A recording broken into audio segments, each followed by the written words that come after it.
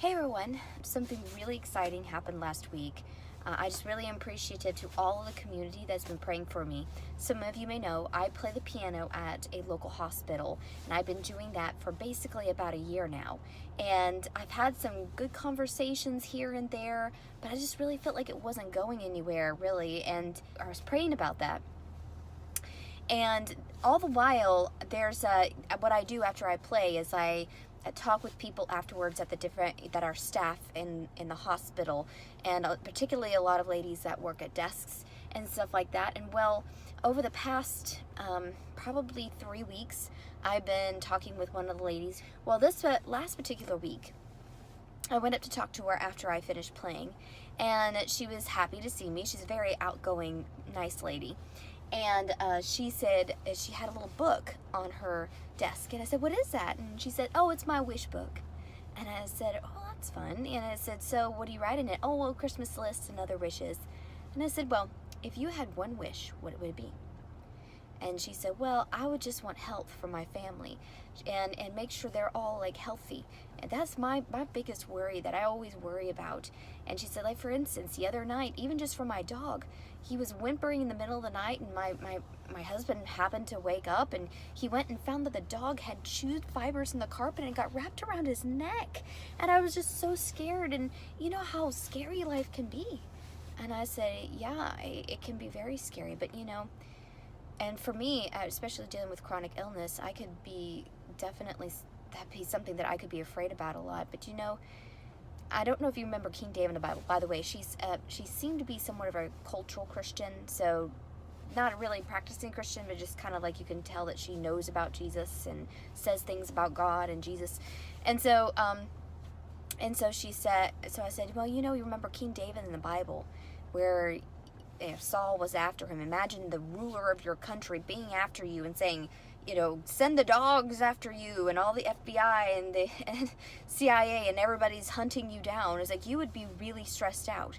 But he said in a psalm, he said, "I will lay myself down to sleep in peace, for you alone make me to dwell in safety." And she was like, "Whoa, yeah, I can see that."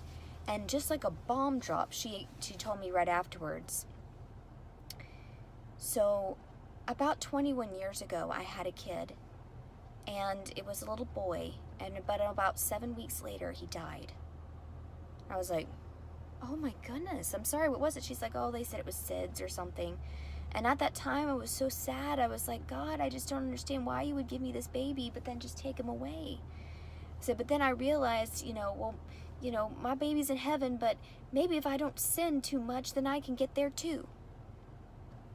And that's where, and there we go. and I said, well, you're right that your baby's in heaven.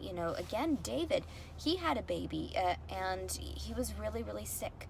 And when he was praying and fasting for this little baby to get better, but the baby died. And it said at that point, David, got up, washed his face, changed his clothes, and went to go eat. And everyone's like, usually this is the part where people get sad. And he said, he cannot come to me, but I can go to him. And so that shows, his baby's in heaven. And she's like, but that's exactly what I was thinking. She's like, that's how I felt. And I was like, yeah, that's really important. And then I started to talk about how the Bible, we talk a lot about Jesus, and we read a lot about Jesus from other books or from sermons and stuff, but we often don't actually read the stories for ourselves.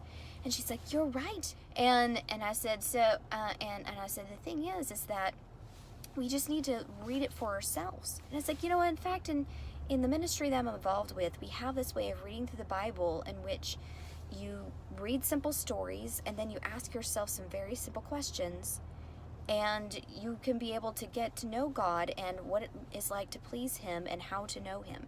Would you be interested in something like that? She's like, yeah, what is that? Like an app? Like, what do you do?